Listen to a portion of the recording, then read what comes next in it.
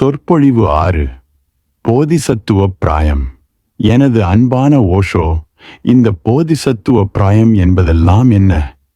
எனக்கு அவற்றில் ஒரு வார்த்தையின் மேல் கூட நம்பிக்கை வரவில்லை. அது போன்ற ஒன்றே இல்லை. ஆமாம் சுமேந்திரா, அவை எல்லாமே அபத்தம்தான். ஆனால் இந்த நான்சென்ஸ் அபத்தம் என்ற வார்த்தையை புரிந்து கொள்ள வேண்டும்.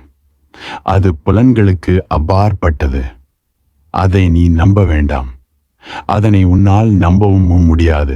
அது ஓர் அனுபவம் மட்டுமே. அதை அனுபவிக்க மட்டுமே முடியும். அது ஓர் அபத்தமான அனுபவம். ஆனாலும் அது உண்மையானது, நிச்சயமான உண்மை. அது நிகழ்கின்றது. அது நிகழ்கின்ற வரையிலும் அதனை நம்புவதற்கு வழியே இல்லை. அதற்கு தேவையும் இல்லை. புத்தர் எந்த ஒரு நம்பிக்கைக்கும் சாதகமானவராக இல்லை. அவர் எது சொன்னாலும் அது அனுபவமே. அது உண்மையில் இருக்கின்ற ஒன்றாகும். அது மனத்துக்கு அப்பாற்பட்டதாகும். சாதாரணமாக நாம் அபத்தம், நான்சென்ஸ் என்ற வார்த்தையை மனத்திற்கும் கீழானவைக்கும் மட்டுமே பயன்படுத்துகிறோம். ஆனால் மனத்திற்கு அப்பாற்பட்டதாகவும் சில இருக்கின்றன. அவையும் அபத்தமானவையாகும். மனத்தினால் அதில் எந்த ஒரு அர்த்தத்தையும் கற்பித்துக் கொள்ள முடியாது. உங்களது மனமே மறைந்து போனால் தவிர உங்களால் ஒரு போதி மனிதரை புரிந்து கொள்ள முடியாது. அது ஒரு விஷயம் அல்ல, உண்மைதான்.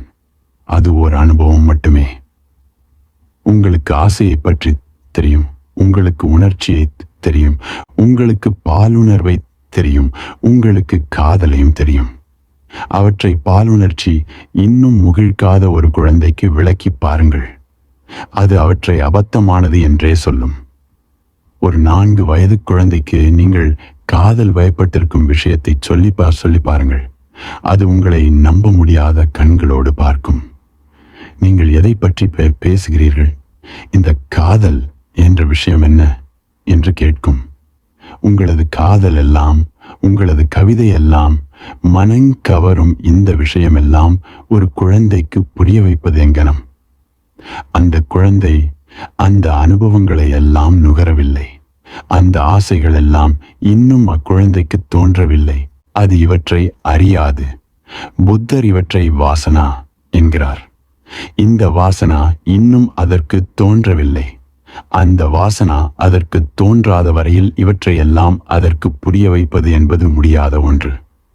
இந்த வாசனாவே, இந்த சக்தியே ஆசைக்கும் உந்துகோலாக இருக்கிறது. ஆசை ஒரு நாள் கட்டவிழ்த்து விடும்போது பாலுணர்வாக, காதலாக பரிணமிக்கிறது. ஒரு நாள் ஆசை விழுந்து விடுகிறது. அது எப்படி ஒரு நாள் எழுந்ததோ அதே போல வீழ்ந்து விடவும் செய்கிறது. பிறந்தது எல்லாமே இறக்கத்தான் வேண்டும். ஆரம்பிப்பது எல்லாமே முடியத்தான் வேண்டும். வாழ்க்கை என்பதும் இயல்பாக அதன் போக்கில் சென்றால், அந்த கணத்திலேயே நடப்பதாக இருந்தால், ஒரு கட்டத்தில் இது நிகழாமல் நின்றும் விடும். 14 வயதில் பாலுணர்வு தோன்றுகிறது. பாலுணர்வில் முதிர்ச்சி நிலை. ஒரு குழந்தை ஏதோ தெரியாத ஒன்றை கண்டு ஆச்சரியமும் அதிசயமும் படுகிறது. அந்த குழந்தைக்கு ஆசை என்னும் காற்று வீச துவங்குகிறது. ஒரு பெரிய உணர்ச்சி, நெருப்பு அந்த குழந்தையுள் எழுகின்றது.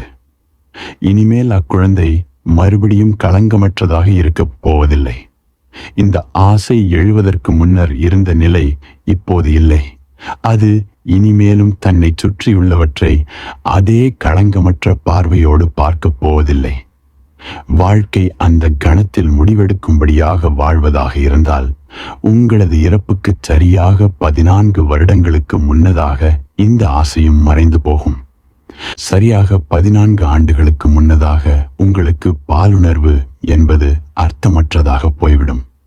திடீரென்று உங்களுக்கு இந்த கனவு இல்லாமல் போய்விடும். அந்த உணர்ச்சி மங்கிவிடும். அந்த புயல் மறைந்து போகும்.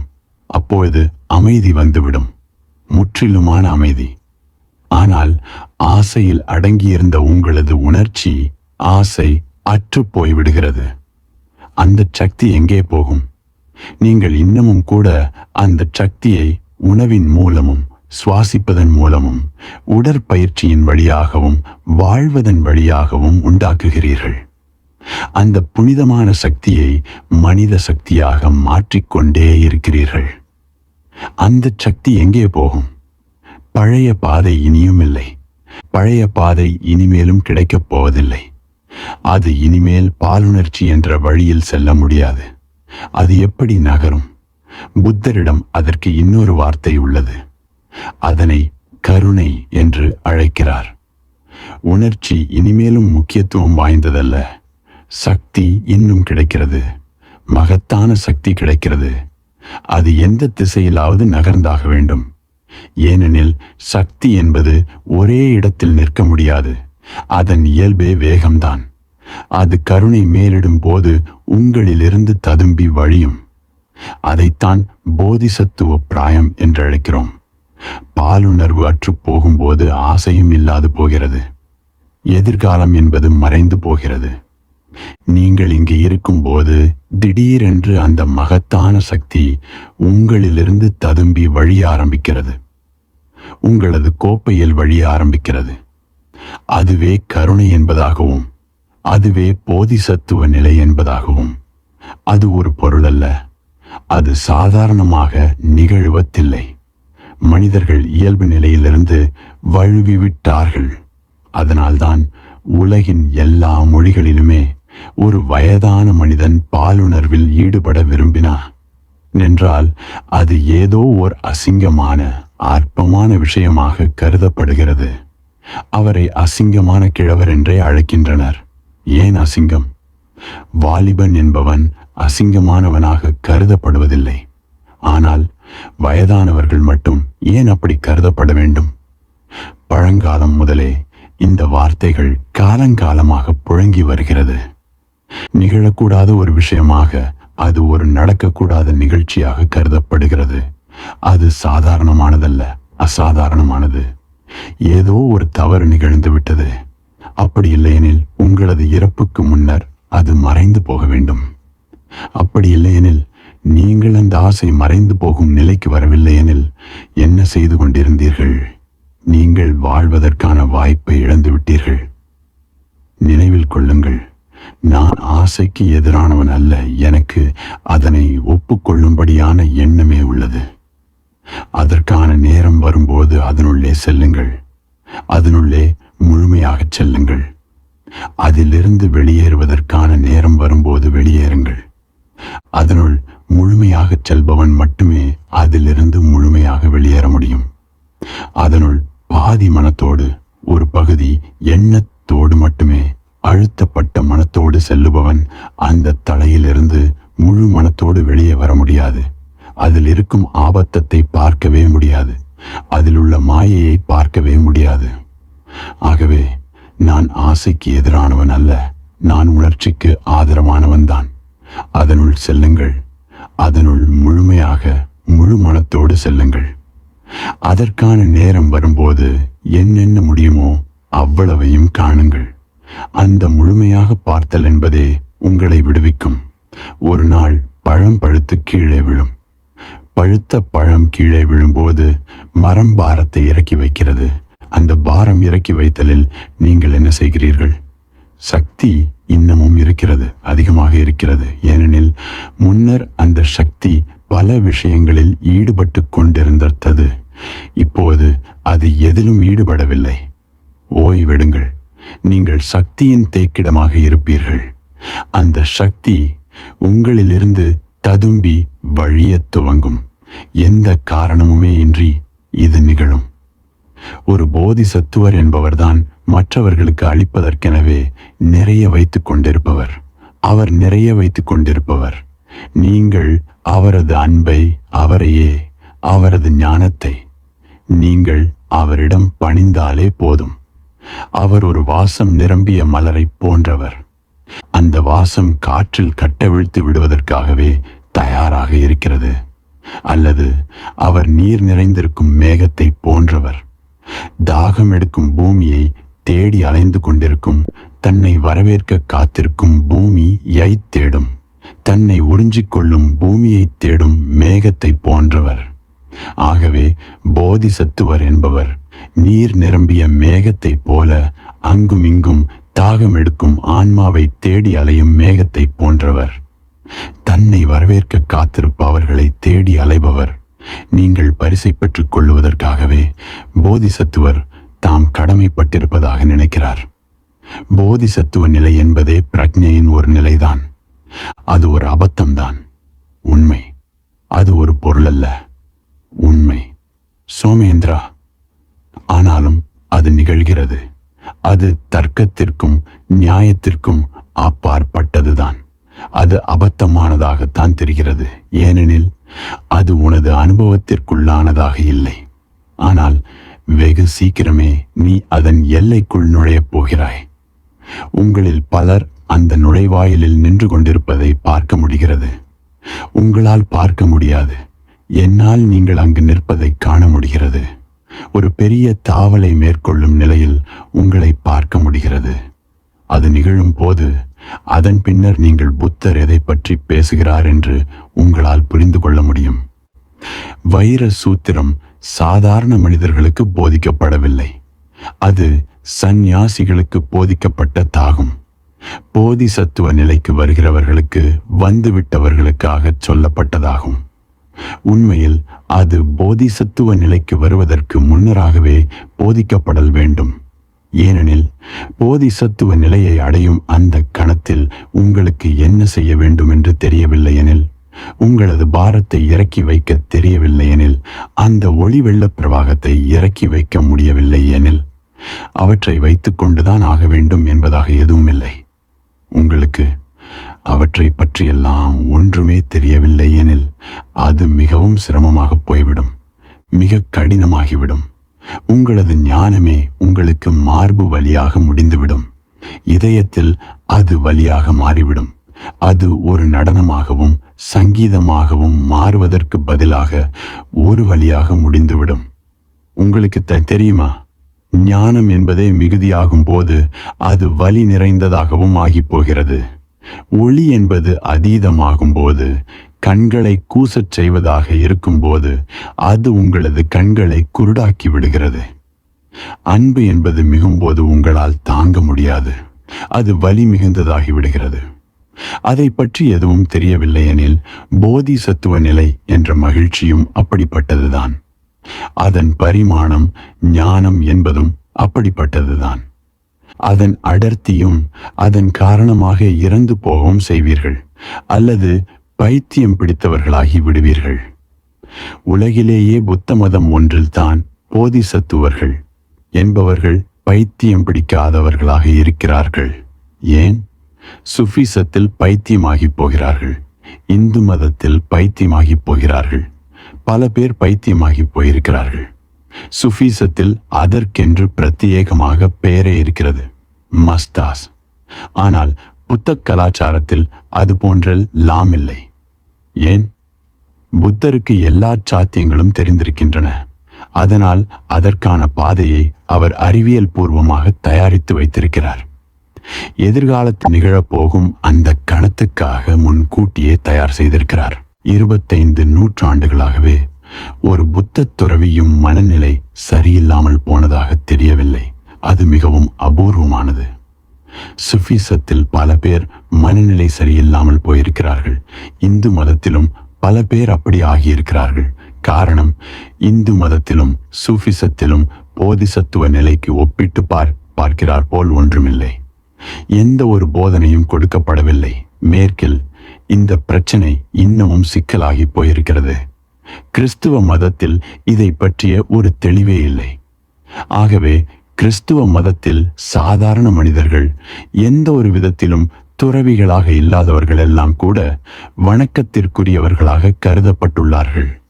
துறவியாக இருந்தவர்கள் எல்லாம் பைத்தியங்களாகவும் பேய் பிடித்தவர்களாகவும் கருதப்பட்டுள்ளார்கள். பல மேற்கத்திய விடுதிகளில் உண்மையிலேயே பைத்தியமாக இல்லாமல் போதிசத்துவ நிலையை அடைந்தவர்களாக இருந்ததன் காரணமாகவே பைத்தியமாகி இருக்கிறார்கள். அவர்களுக்கு மனோதத்துவ சிகிச்சைகள் தேவைப்படவில்லை.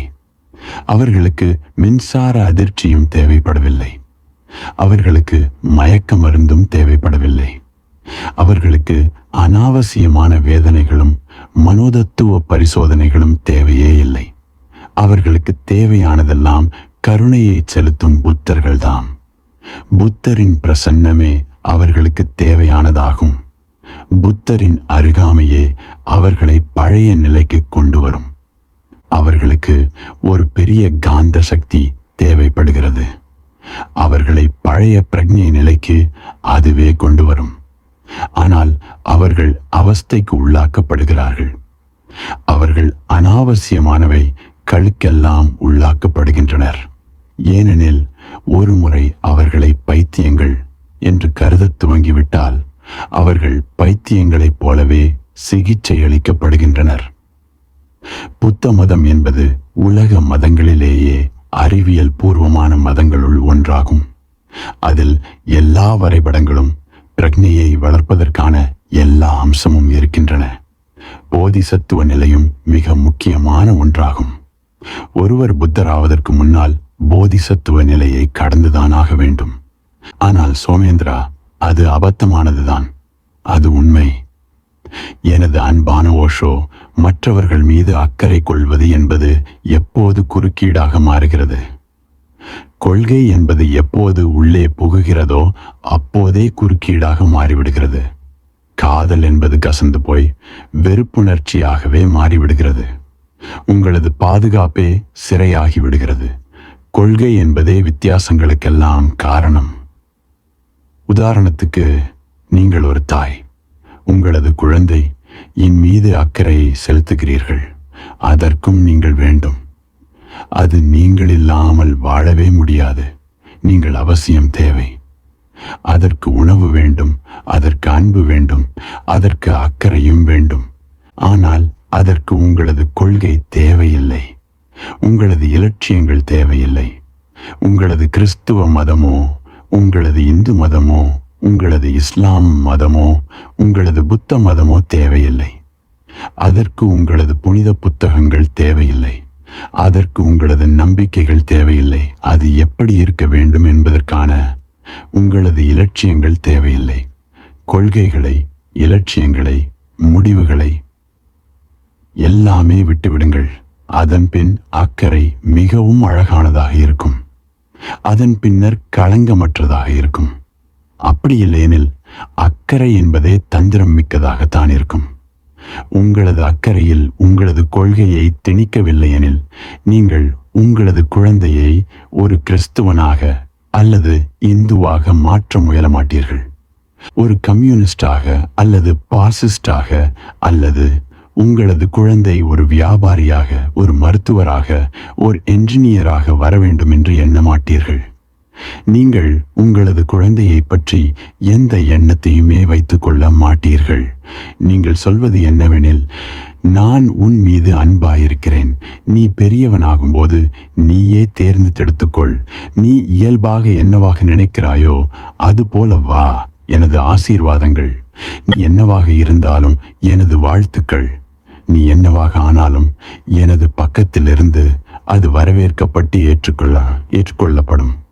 நீ ஒரு தேசத்துக்கு ஜனாதிபதியாக ஆனால் மட்டும்தான் என்று இல்லை. நீ ஒரு சாதாரணமான தற்று வேலைக்காரனாக ஆனால் ஏற்றுக்கொள்ள மாட்டேன். அப்போது உன்னை பார்த்து வெட்கப்படுவேன் என்பதில்லை. நீ தங்கப் பதக்கத்தை பல்கலைக்கழகத்தில் படிக்கும்போது வென்று வந்தால் மட்டுமே வரவேற்கப்படுவாய். நீ தோல்வியடைந்து வந்தால் நான் வெட்கப்படுவேன் என்பதில்லை. நீ நல்லவனாக, புத்திசாலியாக, நற்பண்புகள் அமைந்திருந்தால் மட்டுமே எனது குழந்தை, அப்படி இல்லையெனில் நீ எனக்கு உறவில்லை, நான் உனக்கு உறவில்லை என்று கிடையாது என்பதுதான். எந்த கணத்தில் ஒரு நோக்கத்தை கொண்டு வருகின்றீர்களோ அப்போதே உறவில் விஷத்தை கொண்டு வந்து விட்டீர்கள். அக்கறை என்பது மிகவும் அழகானது. ஆனால் அந்த அக்கறையில் ஒரு நோக்கம் வரும்போது அது தந்திரம் மிகுந்ததாகிவிடுகிறது. அது ஒரு பேரமாகி விடுகிறது. அதில் நிபந்தனைகள் வந்து விடுகிறது. நமது எல்லா அன்புமே தந்திரம் மிகுந்ததாக தான் இருக்கின்றது. அதனால்தான் இந்த உலகத்தில் இவ்வளவு துயரங்களும் இந்த நரகமும் இதனால்தான். அக்கறை என்பது இல்லை என்றில்லை. அக்கறை இருக்கிறது. ஆனால் நிறைய தந்திரங்களுடன் அது இருக்கிறது. தாய் அன்பு செலுத்துகிறாள். தந்தை அன்பு செலுத்துகிறார். கணவன் அன்பு செலுத்துகிறான், மனைவி அன்பு செலுத்துகிறாள், சகோதரன் சகோதரி எல்லோருமே அன்பும் அக்கறையும் செலுத்துகின்றனர். நான் யாருமே அன்பு செலுத்துவதில்லை என்று சொல்ல மாட்டேன். மக்கள் அதிகப்படியாகவே அக்கறையும் அன்பும் செலுத்துகின்றனர். ஆனாலும் இந்த உலகம் இன்னமும் ஒரு நரகமாகவே உள்ளது. ஏதோ தவறாக இருக்கிறது.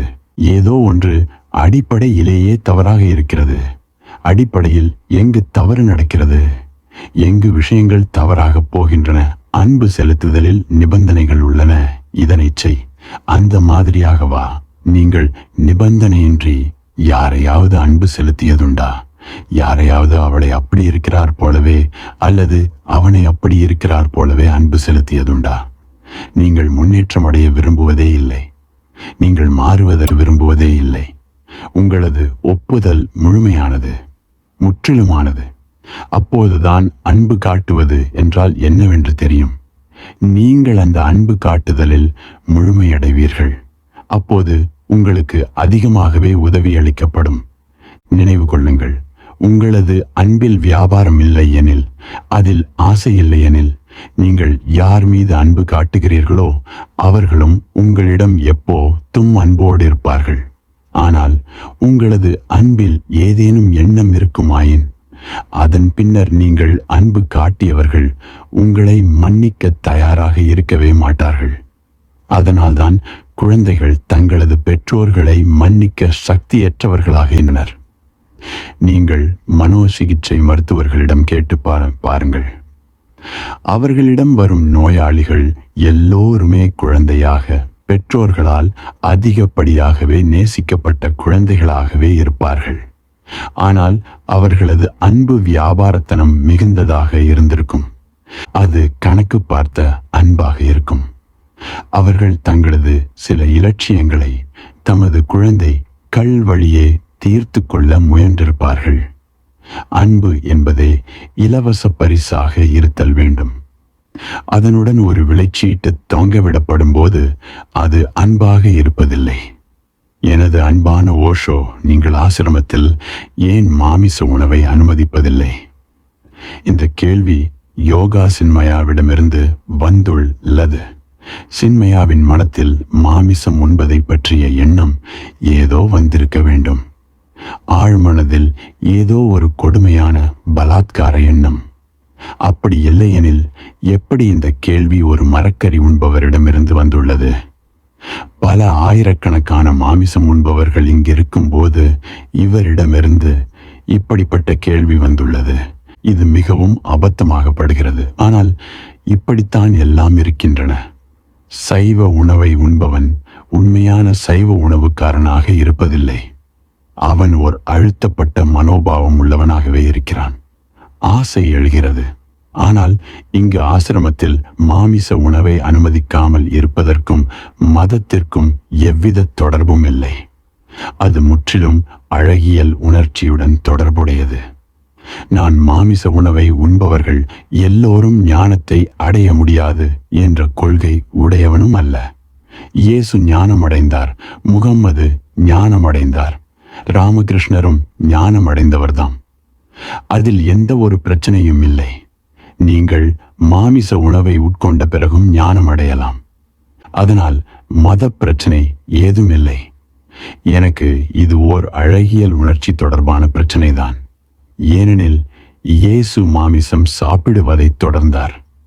எனக்கென்னவோ அவருக்கு ஒரு பெரிய அழகியல் உணர்ச்சி இருந்ததாக கருத முடியவில்லை. அவர் புனிதமானவர் அல்ல என்று நான் சொல்லவில்லை. அவர் முற்றிலும் மதவாதிதான். புத்தரைப் போலவே புனிதமானவர்தான். ஆனால் ஏதோ ஒன்று அவரிடம் இல்லாது போய்விட்டது. ராமகிருஷ்ணரும் மீன் சாப்பிடுவதை தொடர்ந்தார். அதுவும் அழகியல் உணர்ச்சியற்ற செயல்தான். அது மிகவும் அழகற்றதாக கூட இருக்கிறது. ஞானமடைவது என்பது தடைப்படுவது கிடையாது. ஆனால் கவிதை என்பது தடைப்படுகின்றது. உங்களது அழகுணர்ச்சி தடைப்படுகிறது. உங்களது மனிதாபிமானம் தடைப்படுகிறது. உங்களது மேம்பட்ட மனித தன்மை, சூப்பர் ஹியூமனிட்டி தடைப்படுவதில்லை. ஆகவேதான் அதனை எனது ஆசிரமத்தில் அனுமதிப்பது இல்லை. இது முற்றிலும் அழகியல் சம்பந்தப்பட்ட பிரச்சனைதான். அவை இதனை புரிந்து கொண்டால் பல விஷயங்கள் உங்களுக்கு தெளிவாகிவிடும். மது வகைகள் கூட இந்த ஆசிரமத்தில் அனுமதிக்கப்படும். ஆனால் மாமிச உணவு அனுமதிக்கப்பட மாட்டாது. ஏனெனில் மது வகைகள் சைவ உணவு வகையைச் சேர்ந்தவை. பழச்சாறுதானே புளிப்பூட்டப்பட்டவை. ஆனாலும் அது பழச்சாறுதான்.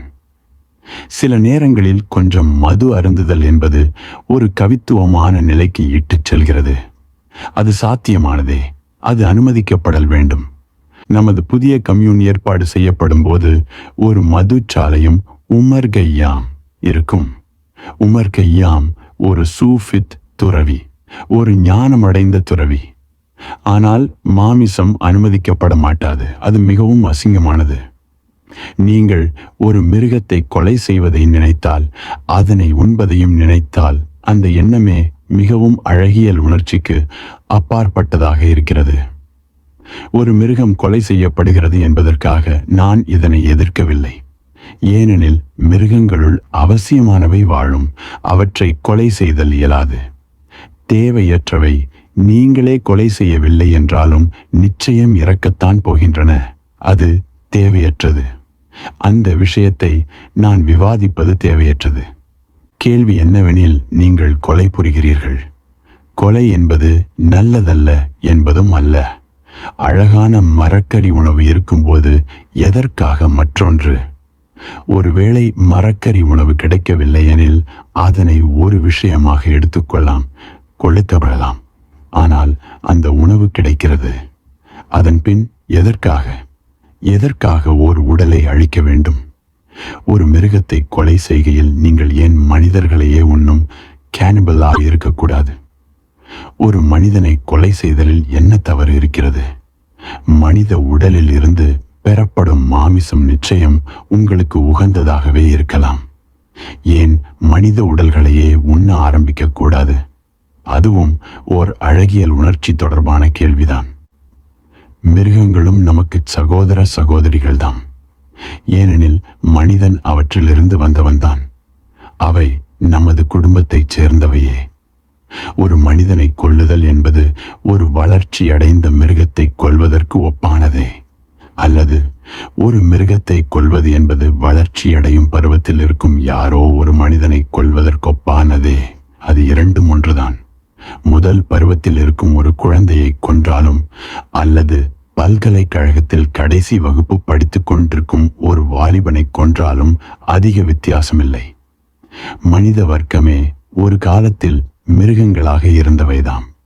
மிருகங்கள் எல்லாமே மனிதர்களாக ஆகும் முயற்சியில் ஈடுபட்டிருப்பவைதாம். அது ஓர் அழகியல் தொடர்பான பிரச்சனைதான். நீங்கள் ஏன் உங்களது மனைவியை கொன்று தின்னக்கூடாது? அவள் மிகவும் அழகாக இருக்கிறாள், அதனால் சுவையா கூட இருப்பாள். ஒரு நண்பன் தனது மனிதர்களையே உண்ணும் கூட்டத்தை சார்ந்த மற்றொரு நண்பனை பார்க்க வந்தானாம். அவனுக்கு விருந்தாக சுவையான உணவு தயாரிக்கப்பட்டு, இதுவரை ருசி பார்த்திராத அளவுக்கு தயாரிக்கப்பட்டு வழங்கப்பட்டது. அது மிகவும் ருசியாக இருந்தது. அவன் கிளம்புவதற்கு முன்னதாக கேனிபல் நண்பரிடம், எனக்கு இந்த உணவு மிகவும் பிடித்திருந்தது. நான் இதுவரையில் இது போன்று ருசித்து உண்டதே இல்லை. நான் அடுத்த முறை வரும்போதும் இதே உணவை தயார் செய் என்றான். மனித உணவுக்காரன் பதிலாக, அது மிகவும் கடினமான ஒன்று. ஏனெனில் எனக்கு ஒரே ஒரு அம்மாதான் இருந்தாள் என்று சொன்னானாம். நீங்களும் ஏன் உங்களது தாயை உண்ணக்கூடாது? உங்களது கணவரை, குழந்தையை உண்ணக்கூடாது? மிகவும் ருசியாக இருக்கும். இது மத தொடர்பான கேள்வி அல்ல. நான் உங்களுக்கு மீண்டும் நினைவுபடுத்த விரும்புகிறேன். அது ஓர் அழகியல் தொடர்பான பிரச்சனைதான். ஓர் அழகியல் உணர்ச்சி படைத்த மனிதன் எல்லா மிருகங்களையும் அழகானது என்ற கண்ணோடு தான் பார்க்கிறான். அவனுக்கு வாழ்க்கையே அழகானதாக இருக்கிறது. அசிங்கமாக ஏதுமில்லை. ராத்திரி வேளை களில் பயமுறுத்துவதாக எதுவுமில்லை. ஆனால் சின்மயாவின் மனத்தில் இது போன்று தோன்றியிருக்கிறது. அது ஏதோ ஒன்றை குறிக்கிறது. இந்தியாவில் மக்கள் சைவ உணவு உண்ணுபவர்களாக இருக்கும் போதே அவர்கள் உண்மையான சைவ உணவு உண்பவர்களாக இருப்பதில்லை. அது ஏனெனில் அவர்கள் சைவ உணவு பழக்கத்தில் இருக்கும் குடும்பத்தில் பிறந்தவர்களாக இருப்பதனால் ஆரம்பம் முதலே சைவ உணவு பழக்கத்தில் திணிக்கப்பட்டிருக்கின்றனர். இயல்பாகவே அவர்கள் அசைவ உணவு வகையின் மீது ஆர்வம் காட்டுபவர்களாக இருப்பதனால் அவர்களுக்கு அந்த எண்ணம் எழுகிறது. இந்த உலகம் முழுவதுமே அசைவ உணவுக்காரர்களால் நிரம்பியதுதான். மக்கள் மகிழ்ச்சியாகத்தான் இருக்கிறார்கள். சைவ உணவுக்காரன் தான் எதையோ இழந்து விட்டதாக நினைக்கிறான். அதனாலேயே இந்த கேள்வி எழுகிறது. தியானத்துக்கும் இதற்கும் ஒரு தொடர்பும் இல்லை. நீங்கள் மாமிச உணவு உண்ணும் போது தியானமும் செய்யலாம். நீங்கள் மாமிசம் உண்ணும் போது அன்பு செலுத்தவும் செய்யலாம். அதற்கும் அன்புக்கும் ஒரு சம்பந்தமும் இல்லை. ஆனால் இந்த செய்கை உங்களிடம் ஒன்றை காட்டிக் கொடுக்கிறது. நீங்கள் கொடுமைக்காரராக, நீங்கள் இன்னமும் தொடக்க நிலையிலேயே இருப்பவர் என்பதாக, கலாச்சாரத்தில் முன்னேறாதவராக, நாகரிகமடையாதவராக இருப்பதையே குறிக்கிறது. அழகியல் உணர்ச்சியின் காரணமாக அந்த அடிப்படையிலேதான் சைவ உணவு பழக்கமே பிறந்தது. அது மதத்தில் பிணைக்கப்பட்டது. அதன் பின் முக்கியத்துவம் இழந்தது. அதனை மதத்திலிருந்து வெளியே எடுத்துவிட வேண்டும். மக்கள் என்னிடம் வந்து கேட்கிறார்கள். ஒரு சமண மதத்தை சார்ந்தவர் என்னிடம் வந்து கேட்டார், நீங்கள் எப்படி இயேசு கிறிஸ்து ஞானம் அடைந்தவர் என கூறுகிறீர்கள்? ஏனெனில் அவர் மாமிசம் உண்டவர். அவரது கேள்வி அவரை பொறுத்தவரையில் நியாயமானதே. காரணம், மாமிச உணவு உண்பவர்கள் எல்லோரும் ஞானமடைய முடியாது என்பதாக அவர் கருதுகிறார். மாமிசம் உண்பவர்களும் ஞானமடையலாம். மனிதர்கள் எப்படி கவிஞர்களாகிறார்களோ அதே போல ஞானமும் அடையலாம். அது ஒரு தடை அல்ல. மக்கள் அழகியல் உணர்ச்சியற்று போய்விடுகின்றனர். ஒரு ரோஜா மலரில் இருக்கும் அழகை யார் பார்க்காமல் இருக்க முடியும்? அவர் ஞானமடைய முடியும். ஒரு சந்திரனில் உள்ள அழகை பார்க்க முடியாமல் இருக்க முடியுமா? அவரும் ஞானமடைய முடியும். பீத்தோவனின் சங்கீதத்தில் மனத்தை பறிகொடுக்காமல் இருக்க முடியுமா? அவர்களும் ஞானமடைய முடியும். ஆனால் இயேசு பக்குவப்படாத ஒன்றை காண்பிக்கிறார். ஒருவேளை அவருக்கு சாத்தியமில்லாமல் போயிருக்கலாம். ஒருவேளை அவர் மாமிசம் உண்ணும் மக்களிடையே வாழ்ந்திருக்கலாம். ஆகவே அவருக்கு சைவ உணவு பழக்கத்தினராக இருக்க முடியாமல் இருக்கலாம். அது முற்றிலுமாகவே கூட சாத்தியமில்லாது போயிருக்கலாம். ஆனால் இருந்தும் கூட அவர் முயற்சி செய்திருக்கலாம். ஆனால் நினைவில் வையுங்கள், எனது மொத்த அணுகுமுறையுமே ஒருங்கிணைக்கப்பட்டதாக இருக்கிறது. தியானம் என்பது தேவையானதுதான். அதே போல கவிதையும், அதே போல அழகியல் உணர்ச்சியும், அதே போல மதமும், அதே போல சங்கீதமும், அதே போல கலையும் எல்லாமே தேவையானதுதான். மனிதன் எல்லா பரிமாணங்களிலுமே ஒருங்கிணைக்கப்பட்ட வகையில் வளர வேண்டும். அதன் பின்னரே மலர்ச்சி என்பது நிகழும். இதழ்கள் விரிந்து நீங்கள் மிகவும் மகிழ்ச்சியடைய மகத்தான தியாக உணர்வை வாழ்க்கையில் பெற முடியும். துறவி பிரான்சிஸ் இயேசு கிறிஸ்துவை விட மிகவும் அழகியல் உணர்வு படைத்தவர். அவரை பற்றி இயல்பாகவே கதைகள் உண்டு. அவரிடம் பறவைகள் வந்து தோள்களில் அமருமாம். மீன்கள் நதிகளிலிருந்து துள்ளி அவரை காண வருமாம். அவருக்கு மிருக வர்க்கத்தின் மீது ஓர் அலாதியான பிரியம் இருந்தது. அவர் மரங்களிடம் உரையாடுவார். அவர் அவற்றை சகோதரிகள் எனவும் பறவைகளை சகோதரர்கள் என்றுமே அழைப்பாராம். சூரியனிடமும் சந்திரனிடமும் உறவாடுவார். அது இயேசுவிடம் நிகழவில்லை. அது முகம்மதுவிடமும் நிகழவில்லை. அது நிகழ முடியாது. ஆனால் இன்னமும் நான் சொல்கிறேன், அவர்கள் ஞானமடைந்தவர்கள்தான். ஆனால் அவர்களின் ஞானமடைதலில் ஏதோ ஒன்று இல்லாமல் இருக்கிறது. அழகியல் உணர்ச்சிதான் அது. அதை ஏன் இழக்கிறீர்கள்? அதனை நீங்கள் ஏன் முழுமையாக அடையக்கூடாது? சாத்தியமாகும் எல்லா வழிகளிலும் ஏன் நீங்கள் ஞானத்தை அடையக்கூடாது? எனது அன்பான ஓஷோ உங்களிடத்தில் எதனை சரண் செய்தல் வேண்டும்? சவிதா, உன்னிடம் எது இல்லையோ, அது இருப்பதாக நினைக்கிறாயோ, அதனையே சரண் செய்தல் வேண்டும். உன்னிடம் உண்மையில் அகங்காரம் என்பது இல்லை. நான் என்ற உணர்வு, தான் என்ற நினைப்பு, அது உண்மையில் உன்னிடம் இல்லை. நீ உண்மையில் வாழ்க்கையிலிருந்து தனியே இருப்பதாக நினைத்து கொண்டிருக்கிறாய். அந்த பிரிவு என்பது உண்மையில் இல்லை. நீ உண்மையில் ஒரு கணம் கூட தனியாக வாழ முடியாது. நீ ஒரு தீவை போல வாழ முடியாது. நீ இந்த முழுமையில் ஒரு பகுதிதான். இந்த முழுமை எப்போதுமே உன்னில் பங்கு வகிக்கிறது. இந்த முழுமை என்பது எப்போதுமே அதன் சக்தியை உன்மேல் பொழிந்து கொண்டிருக்கிறது. ஆனாலும் நான் தனி என்ற உணர்வுடன் எப்போதுமே இருக்கிறாய். அந்த நான் என்ற உணர்வினை சரணடைய செய்ய வேண்டும். அது உன்னிடமில்லை. அதனால் உண்மையில் அதனை சரண் செய்தல் என்பதும் முடியாது. அது ஒரு மாயைதான். நான் மீண்டும் சொல்கிறேன், அது உன்னிடம் இல்லை. அதனை உன்னிடமிருந்து வெளியே எடுத்துக் கொள்ளப் போகிறேன். எது உன்னிடம் இருக்கிறதோ அதனை உன்னிடமே திருப்பித் தரப்போகிறேன். உன்னுடைய யதார்த்தத்தை உன்னிடமே திருப்பி அளிக்கப் போகிறேன். நீ அதை பற்றி மறந்தே விட்டாய். உன்னுடைய யதார்த்தம் இல்லாதவற்றை எல்லாம் நான் எடுத்துக்கொள்ளப் போகிறேன். நினைவில் கொள், நீ உன்னுடைய அகங்காரத்தை சரணடையச் செய்கையில் நீ எதையும் இழப்பதில்லை. நீ லாபம் அடைகிறாய். நீ உண்மையான லாபமாக அடைகிறாய். அது எப்படியெனில், நீ உறங்கிக் கொண்டிருக்கும் போது கனவு கண்டு கொண்டிருக்கையில் நான் வந்து உன்னை எழுப்பி விடுகிறேன். உனது கனவு கலைந்து விட்டது. அப்போது நீ எதையேனும் இழக்கிறாயா? முதலாக அந்த கனவு அங்கே இல்லாமல் போகிறது. அது உண்மையல்ல. அது கனவுதான், வெறும் கனவுதான். இப்பொழுது உனது கண்களை திறந்து பார்க்கும் பொழுது காலை விடிந்து சூரியன் உதித்துக் கொண்டிருக்கிறான்.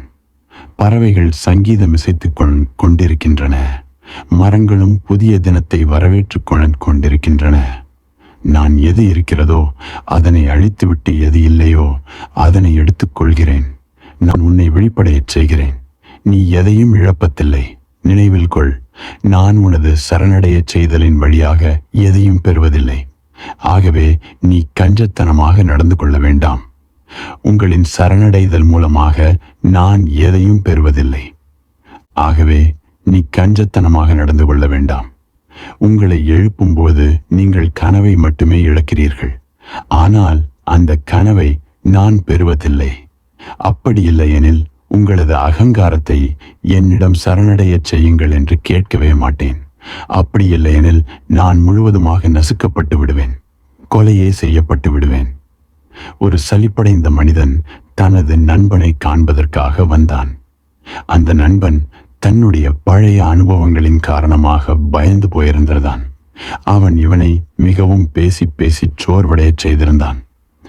அவன் திரும்பி போகும்போது, என்ன விந்தையாக இருக்கிறது, நான் வரும்போது எனக்கு ஒரே தலைவலியாக இருந்தது, ஆனால் இப்போது போய்விட்டது என்றான்.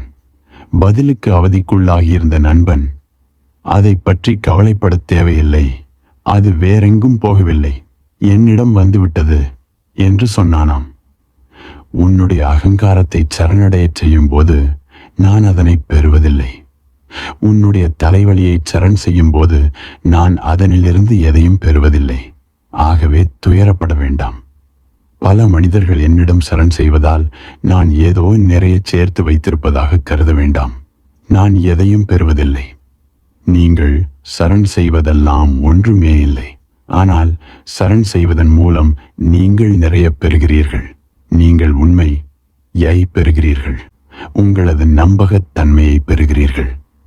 எனது அன்பான ஓஷோ, நீங்கள் புத்தரை பற்றியும் சாரிபுத்ராவை பற்றி பேசும்போதும், சுப்பூதி ஆனந்தரை பற்றி, மகாகாஷ்யபாவை பற்றி பேசும்போதும், புத்தர் இருக்கும்போது நான் அவரை நேரடியாக அனுபவித்தவராகவே கருதுகிறேன். அது உண்மையா பிரமோத்? உண்மையில் அது சரிதான். ஆனால் அதனை யாரிடமும் சொல்ல வேண்டாம். அதனை ரகசியமாக வைத்துக் கொள்ளவும் அதை பற்றி மறுபடியும் ஒரு கேள்வியும் கேட்க வேண்டாம். எனது அன்பான ஓஷோ, நீங்கள் என்ன நினைக்கிறீர்கள் ஓஷோ? நீங்கள் பேசுவதை பற்றியெல்லாம் நான் சிறிதளவேனும் புரிந்து கொண்டதாக நினைக்கிறீர்களா? ஆமாம் சுபூதி, எனது அன்பான ஓஷோ, நாம் என்ன நினைத்தோமோ அதன் விளைவாகவே இப்போதிருக்கிறோம் என்பதாக புத்தர் சொல்கிறார். ஒரு மனிதன் மனத்தில் விதைக்கப்பட்டுள்ளது என்னவெனில், அவனது மனம் எதனால் ஆனது என்றால், ஒருவன் தூய்மையான எண்ணத்துடன் நடந்தாலோ அல்லது பேசினாலோ இன்பம் அவனை நிழலாய் தொடரும். இது மனமற்ற நிலை என்பதற்கு எப்படி தொடர்புடையதாகும்? நாம் எப்படி நமது எண்ணங்களை கட்டுப்படுத்துவது? முதலாவதாக 3 மனோநிலைகள் சாத்தியமாக இருக்கின்றன. ஒன்று, கெட்ட மனோநிலை. அது எப்போதுமே அழிவான வழிகளிலேயே எண்ணும், எப்போதும் அழிப்பதை பற்றியே எண்ணமிடும். அது மக்களுக்கு துன்பம் உண்டாக்குவதிலேயே இன்பம் காணும் தன்மை படைத்தது. அந்த வகையான மனத்துடன் துன்பம் என்பதும் நிழலாகத் தொடரும் என்று புத்தர் சொல்கிறார். நீங்கள் மற்றவர்களுக்கு துன்பம் இழைக்க விரும்பினால் முடிவாக உங்களுக்கே துன்பம் வந்து சேரும். நீங்கள் வாழ்க்கைக்கு முரண்பாடாக நினைத்தால் வாழ்க்கையும் உங்களுக்கு எதிராக மாறிவிடும். ஏனெனில் வாழ்க்கை என்பதே ஒரு கண்ணாடிதான், அது பிரதிபலிக்கும். நீங்கள் சபித்தால் அதே போல சபித்தல் உங்களுக்கே திரும்பி வந்து சேரும். நீங்கள் ஓர் அழகான பாடலை பாடினால் அந்த சங்கீதம் திரும்ப வந்து உங்களின் மீது பொழிந்து இன்பமுற வைக்கும். நீங்கள் ஒன்றை அழிப்பீர்களேயானால் அதுவே பல ஆயிரக்கணக்கான மடங்கில் உங்களையே வந்தடையும். நீங்கள் எதை விதைக்கிறீர்களோ அதுவே 1000 மடங்காக விளையும். ஆகவே கெடுதல் செய்யும் மனம் துயரத்தை பின்தொடர வைக்கும்.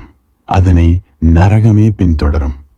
கெடுதல் செய்யும் மனம் என்பது கொடுமைப்படுத்துவதை, அழிப்பதை, கொலை புரிவதை ரசிக்கிறது.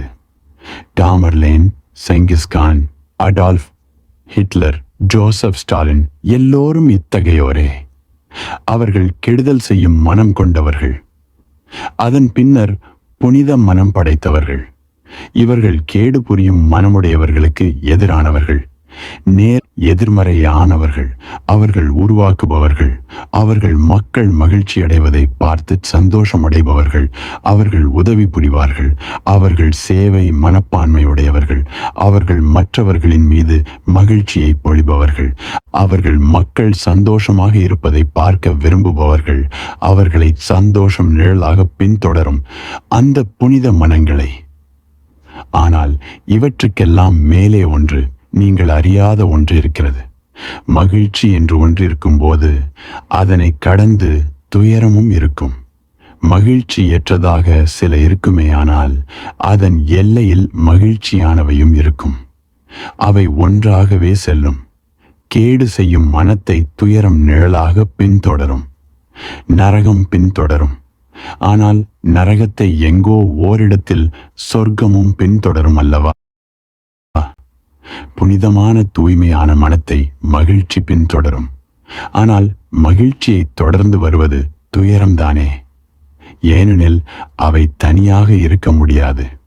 அவை தனித்தனியானவை அல்ல. உங்களால் துக்கமாக இருக்க முடியவில்லை எனில் மகிழ்ச்சியாக இருப்பது எங்கனம் சாத்தியம்? துயரம் என்பது என்னவென்று நீங்கள் மறந்து விட்டிருந்தால் மகிழ்ச்சியாக இருப்பதையும் மறந்து விட்டிருக்கிறீர்கள் என்றுதான் அர்த்தம். உங்களுக்கு நோய் என்றால் என்னவென்று தெரியவில்லை எனில் உங்களால் நல்ல ஆரோக்கியத்தையும் உணர முடியாது என்பதாகத்தான் அர்த்தம். நீங்கள் உண்மையிலேயே ஆரோக்கியமாக இருக்க வேண்டுமெனில் சில நேரங்களில் காய்ச்சலும் தேவையானதுதான். உங்களால் வெள்ளை சாக் பீசினால் வெள்ளை பலகையில் எழுத முடியாது. உங்களால் எழுத முடியாது என்று அர்த்தம் அல்ல. உங்களால் முடியும். ஆனால் அதை யாராலும் படிக்க முடியாது. நீங்கள் வெள்ளை சாக் பீசினால் எழுத வேண்டும் என நினைத்தால் அதற்கு தேவையானது கரும்பலகைதான். கரும்பலகை என்பது பின்புலமாக உதவுகிறது. வெள்ளை சாக் பீஸ் உருவமாகிறது. அதுபோலவேதான் வாழ்க்கையும். உங்களது மகிழ்ச்சி என்பது வெள்ளை சாக் பீஸ் போன்றது. அதற்கு ஒரு கருமையான பின்புலம் தேவை. புனிதமான மனிதன் மகிழ்ச்சியிலேயே வாழ்கிறான். ஆனால் அவனது மகிழ்ச்சியான நிலையே அவனுக்கு உருவமாகிறது. ஆனால் அவனது மகிழ்ச்சியற்ற தன்மையே பின்புலமாக இருக்கிறது. மகிழ்ச்சியற்றவை இல்லாமல் சந்தோஷம் என்றால் என்னவென்று அறிந்து கொள்ளவே முடியாது. வித்தியாசப்படுத்தும் அம்சங்கள் இல்லாமல் புரிந்து கொள்ளுதல் சாத்தியமில்லை. ஆகவே புனிதமான தூய்மையான மனம் படைத்தவனும் கேடு செய்யும் மனம் படைத்தவனும் உண்மையில் வேறானவர்கள் இல்லை. ஒரு நாணயத்தின் 2 பக்கங்கள், துறவியும் பாவியும் ஒரே இடத்தில் இணைகின்றனர். புனித துறவி எப்போது வேண்டுமானாலும் பாவியாகும் சாத்தியம் இருக்கிறது. அதே போல பாவியும் எப்போது வேண்டுமானாலும் புனிதமானவராவார். அவர்கள் வெகு தூரத்தில் இல்லை. அவர்கள் தொலைவில் இல்லை. பக்கத்து வீட்டுக்காரர்கள். அவர்கள் அருகிலேயே வாழ்கின்றனர். அவர்கள் மிக நெருக்கமானவர்கள். அவர்களது எல்லைகள் சந்தித்து ஒன்றாகி விடுகின்றன. மூன்றாவது மனமே மனமற்ற நிலை. புனிதத் துறவியும் அல்லாது, பாவியும் அல்லாது, மகிழ்ச்சியும் அல்லாது, துயரமும் அல்லாத நிலை. இரட்டை நிலை இங்கே தவிர்க்கப்படுகிறது. அப்போது ஓர் அமைதி, களங்கமற்ற நிலை தோன்றும். அப்போது ஓர் அமைதி நிலை தவழும். குழப்பங்கள் போய்விடும். நினைவில் கொள்ளுங்கள், மகிழ்ச்சியான நிலையும் கூட ஒரு விதத்தில் குழப்பத்தை தான் உண்டு பண்ணும். மகிழ்ச்சியும் கூட காய்ச்சல் நிலைதான். உங்களுக்கு அது பிடிக்கும், அது வேறு விஷயம். ஆனாலும் காய்ச்சல் தான். அது ஒரு காய்ச்சல் மனோநிலைதான். நீங்கள் கவனித்ததில்லையா? நீங்கள் மகிழ்ச்சியோடு இருக்கும்போது உங்களால் நீண்ட நேரம் மகிழ்ச்சியோடு இருக்க முடியாமற் போகிறது. வெகு சீக்கிரமாகவே நீங்கள் சலிப்படைந்து விடுகிறீர்கள், சோர்வடைந்து போகிறீர்கள். நீங்கள் அதிகம் சந்தோஷமாக இருக்கும் போதும் கூட உங்களால் இரவு வேளைகளில் உறங்க முடியாமல் போய்விடுகிறது. அதே போலவே நீங்கள் அதிக அளவில் துயரமாக இருக்கும் போதும் கூட உறங்க முடியாமல் போகிறது. உங்களால் ஓய்வெடுக்க முடியாமல் போகிறது. மகிழ்ச்சி என்பதும் ஓர் இறுக்கமான கெடுபிடியான நிலைதான். இரண்டுமே சலிப்பை ஏற்படுத்தக்கூடியவைதான். உங்களை மகிழ்ச்சி சோர்வடையச் செய்யும் போது நீங்கள் துயரத்தின் பக்கம் திரும்புகிறீர்கள். உங்களை துயரம் சோர்வடையச் செய்யும் போது நீங்கள் மகிழ்ச்சியின் பக்கம் செல்லத் துவங்குகிறீர்கள். வாழ்க்கை என்ற கடிகார ஊசல் அப்படித்தான் ஊஞ்சலாடுகிறது. ஒரு பக்கத்திலிருந்து மறுபக்கத்திற்கு அப்படித்தான் ஊஞ்சலாடுகிறது. மனமற்ற நிலை என்பது முற்றிலும் மாறானது.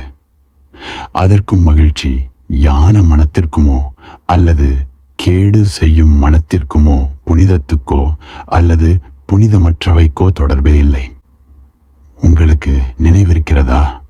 போதி தர்மர் சீனாவிற்கு சென்றிருந்த போது அவரை வியூ சக்கரவர்த்தி சில கேள்விகளை கேட்டார். அதில் ஒரு கேள்வி என்னவெனில், நான் பல மடாலயங்களை உருவாக்கி இருக்கிறேன், பல புத்தர் கோயில்களை உண்டாக்கி இருக்கிறேன். எனது கருவூலத்தை திறந்து புத்தரின் செய்திகளை பரப்புவதற்காக பயன்படுத்தி இருக்கிறேன். அவையெல்லாம் புனிதமானவையாக நீங்கள் கருதவில்லையா என்பதுதான். போதி தர்மர் சிரித்துவிட்டு சொன்னார், இதில் புனிதம் எங்கிருக்கிறது? இது ஒரு வகையான வியாபாரம் தானே. நீ அடுத்த உலகிற்காக திட்டம் தீட்டுகிறாய். நீ சொர்க்கத்துக்கு செல்ல முயற்சி செய்கிறாய். அதில் புனிதம் என்பதாக ஒன்றுமில்லை. அது மற்றவற்றைப் போலவே புனிதமற்றதுதான். போதி தர்மர் என்ன சொல்ல முயல்கிறார்? புனிதமானவை என்று நீங்கள் கூறும் அனைத்தையுமே புனிதமற்றவை தொடர்ந்தே வரும் என்று கூறுகிறார். ஏனெனில் ஆழமாக பார்க்கையில் அவற்றில் இருக்கும் ஆசை புனிதமற்றதாக இருக்கிறது. சக்கரவர்த்தி தர்ம சங்கடமான நிலைக்கு உள்ளானார். அதிர்ச்சியடைந்து கோபமுற்று சொன்னார், அதன்பின் நீங்கள் என்னதான் நினைக்கிறீர்கள்? அப்போது புத்தர் ஒரு புனிதமானவர் இல்லையா? போதி தர்மர் மீண்டும் சிரித்துவிட்டு சொன்னார், அவர் புனிதமானவரும் அல்லர். அவர் ஒரு மனிதரும் அல்லர். அவர் முற்றிலும் வெறுமையானவர். அங்கு புனிதம் எப்படி இருக்க முடியும்? அது ஒரு வகையான அழுக்கே. அவர் முற்றிலும் மௌனமானவர். அவர் வெறுமையானவர். மனமற்ற நிலை என்பது புனிதமானதோ அல்லது புனிதமற்றதோ இல்லை. புத்தர் ஒரு துறவியோ அல்லது பாவியோ அல்ல. அவர் இரட்டை நிலையை கடந்தவர். புத்தர் அனைத்தையும் கடந்தவர். ஆகவே தயவு செய்து நினைவில் கொள்ளுங்கள், ஒரு கேடு செய்யும் மனத்திலிருந்து ஒரு புனிதமான மனமாக மாற முடியும். ஆனால் உண்மையான நிலை மாற்றம் அங்கு இல்லை. கோணங்கள் மட்டுமே மாறுபடுகின்றன. நீங்கள் மனத்தை கடந்த நிலைக்கு செல்லவில்லை. மனமே இல்லாத நிலை மட்டுமே உங்களை விடுவிக்க முடியும். ஆகவே நீங்கள் புனிதமானவராக முயலாதீர்கள். புனிதமானவர் எல்லாமே புனிதமற்றவர்கள்தான். துறவியாவதற்கு முயலாதீர்கள். ஏனெனில் அப்படிப்பட்ட முயற்சிகள் எல்லாமே அகங்காரத்தின் பயணம்தான். மனம் விளையாடும் புதிய விளையாட்டுகள் நுணுக்கமான விளையாட்டுகள். அந்த அபத்தங்களை எல்லாம் விட்டு விடுங்கள். புனிதமாக இருப்பது அல்லது புனிதமற்றதாக இருப்பது எல்லாவற்றையுமே, அவை இரண்டுக்குமே வணக்கம் சொல்லி விடை பெறுங்கள். இருள், ஒளி இரண்டுக்குமே வணக்கம். சொர்க்கம், நரகம் இரண்டுக்குமே வணக்கம் சொல்லுங்கள். அதன் பின்னர் புதிய உலகம், முற்றிலும் புதிய உலகம், நீங்கள் இதுவரையில் கனவில் கூட காணாததாக உருவாகும். அப்போது ஓர் அலாதியான அமைதி, சமாதானம் உருவாகும். அப்போது குழப்பங்கள் இல்லை. அப்போது குமிழ்கள் உண்டாகாது. அந்த நிலையே புத்த நிலை என்பதாகும். அப்போது வலியும் இல்லை, இன்பமும் இல்லை. ஏனெனில் துன்பம் என்பது மகிழ்ச்சியிலிருந்து வேறானது இல்லை. வலி என்பது சந்தோஷத்திலிருந்து வித்தியாசமானதில்லை. பின்னர் அப்பொழுது என்ன இருக்கும்? புத்தர் அதை பற்றி மெளனமாக இருக்கிறார். அதை பற்றி எதுவுமே சொல்லப்படவில்லை. ஏனெனில் அதை பற்றி என்ன சொன்னாலும் அது இரட்டை நிலையின் ஒரு பகுதியாகவே இருக்கும். நீங்கள் அதனை ஒரு பரவச நிலை என்பீர்களேயானால் பின்னர் நீங்கள் அது துயரமில்லை என்று சொல்வதாக அர்த்தமாகிவிடும். நீங்கள் அதை ஒளி என்று சொல்வீர்களேயானால் அது இருளல்ல என்று நினைப்பதாகிவிடும்.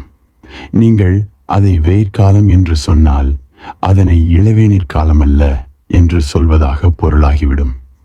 நீங்கள் அது ஒரு வகையான மலர் என்று சொன்னால் அது முள்ளல்ல என்று சொன்னார் போலாகிவிடும்.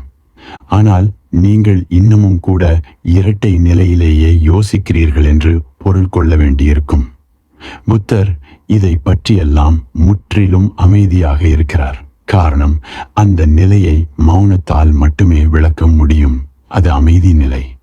நீங்கள் மௌனத்தை எப்படி வார்த்தையால் விவரிக்க முடியும்? எனது அன்பான ஓஷோ சில வருடங்களுக்கு முன்னர் யோகாவின் மூலமாகவும் தியானத்தின் வழியாகவும் நான் பிரார்த்தனையின் உச்ச நிலையை அடைந்தேன். எனது முழுமையுமே ஒரு பரவச நிலைக்கு ஆளானேன். எல்லாமே புனிதமாக, அன்புமயமாக, நன்றியுணர்வுடன் கூடியதாக இருந்தன.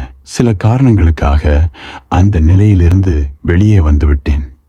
நான் இப்போது மீண்டும் ஒரு இருளடைந்த பள்ளத்தாக்கில் வீழ்ந்து விட்டதாக கருதுகிறேன். ஏதோ சில விஷயங்கள் தவறாக போய்விட்டன. நான் குற்ற உணர்வுடையவனாக மீண்டும் எழுந்து நிற்க முடியாதவனாக இருக்கிறேன். இதை பற்றி தங்களது கருத்தை கூறுங்களேன். உங்களது மானமும் உருவாக்கப்பட்டதென்றால் அது மறைந்து போகவும் வாய்ப்பிருக்கிறது. நிகழ்த்தப்பட்டது எல்லாமே முடிவற்று இருக்க முடியாது. நீங்கள் யோகாவின் மூலமும் தியானத்தின் வழியாகவும் அவற்றை இருத்தி கொண்டீர்கள். ஆனால் அவை இயல்பாக நிகழவில்லை. அது செயற்கையானது. அது இடைக்கால தன்மை கொண்டது. அது நீங்கள் ரசாயன மருந்துகளினால் நீட்டிப்பு செய்வது போன்றதே ஆகும். ஆனால் அந்த மருந்து சீக்கிரமாகவே கலைந்து போகும். நீங்கள் சிறிதளவு LSD என்னும் மாத்திரையை உட்கொண்டீர்கள். அப்போது ஒரு பரவச நிலையை அடைவீர்கள். எல்லாமே பரவசமாக, மகிழ்ச்சியாக, வாழ்க்கையே முற்றிலும் மகிழ்ச்சியாக, அழகானதாக தோற்றமளிக்கும். மரங்கள் இன்னும் பசுமையாக, ரோஜாக்கள் இன்னும் சிகப்பு நிறத்தில், எல்லா முகங்களுமே மகிழ்ச்சியாக காட்சியளிக்கும். வாழ்க்கை ஒளிமயமாக ஒரு மனோவசியத்துக்குள்ளானதாக இருக்கும். ஆனால் LSDயின் சக்தி இல்லாமல் போகும். நாளை காலையில் நீங்கள் மரங்களை காண்கையில் அவை தூசி படர்ந்ததாக, பழைய தோற்றம் கொண்டதாகவே அந்த பசுமை இருக்கும். அங்கே இருக்காது. அந்த ஒளித்தன்மை அங்கிருக்காது. அவை உள்ளுக்குள் இருந்து ஒளியேற்றப்படவில்லை. மக்களின் முகங்களை காணுகிறீர்கள். அவை மிகவும் சோகமாக தெரிகின்றன. எல்லாமே சாதாரணமாக புழுதி படர்ந்ததாகவே இருக்கும். இதே அனுபவம் யோகாவின் மூலம் நிகழ வாய்ப்பிருக்கிறது. இதே அனுபவம் உண்ண நாவிரதத்தின் மூலமும் ஏற்பட வாய்ப்புள்ளது. இந்த அனுபவம் எந்த யுக்தியினாலும் ஏற்பட வாய்ப்பிருக்கிறது. இந்த தொழில் நுணுக்கம் ஒரு நொடியில் பார்க்கும்போது நல்லதாகத்தான் தெரியும். அதுவே உங்களது நிரந்தர நிலையாக, உங்களது பிரக்ஞையாக இருக்க முடியாது. ஆகவே இது ஒரு பிரச்சனையே அல்ல. அது மிகவும் எளிமையானது. அது தவறே அல்ல. தவறு எதில் என்றால் உங்களது மனோபாவத்தில்தான். நீங்கள் யோகாவின் மூலமாக, தியானத்தின் வழியாக எல்லையற்றதற்கான ஏதோ ஒன்றை அடைந்ததாக நினைத்த மனோபாவம். அது சாத்தியமானதே இல்லை. முடிவற்றதாக இருப்பதை உருவாக்க முடியாது. உருவாக்கப்பட்டது எல்லாமே ஒரு நாள் வீழ்ந்துதானாக வேண்டும். சீக்கிரமாகவோ தாமதமாகவோ மறைந்துதான் போகும். முடிவற்றதாக இருப்பது உருவாக்கப்படாமலேயே வந்து சேரும். எல்லையற்றது என்பது நிகழும், அது செய்யப்படுவதில்லை. நீங்கள் தொழில் நுணுக்கங்களுக்கு அப்பால், செய்முறைகளுக்கு அப்பால் செல்லும் போது, எல்லா செயல்களையும் முறைகளையும் விட்டுவிடும்போது, ஒரு விஷயத்தை பார்க்கும்போது, அதாவது இருப்பே போதுமானது, வேறொன்றும் தேவையில்லை. அதற்காக எதுவும் ஏற்பாடுகள் செய்ய தேவையில்லை. எல்லா உயிர்களுமே ஆரம்பத்திலிருந்தே புத்தர்கள்தாம். இதனை புரிந்து கொள்ளும் போது நீங்கள் வேறு எதுவுமாக வளரத் தேவை இருக்காது. ஏற்கனவே இருப்பது போலவே இருங்கள். அப்போது இயல்பாக இருப்பீர்கள். அந்த ஓய்வெடுத்தல் என்பதும் கூட ஒரு செய்முறையாக இருக்கக்கூடாது. நீங்கள் ஒரு யோகாசனத்தின் மூலமாக ஓய்வெடுக்க கூடாது. புரிந்து கொள்ளுதலே ஓய்வெடுத்தல் ஆகும். இந்த புரிந்து கொள்ளுதல் மட்டுமே ஓய்வெடுப்பது என்பதாகும். நீங்கள் ஓய்வெடுக்கையில் முயற்சி மறைந்து போகும்.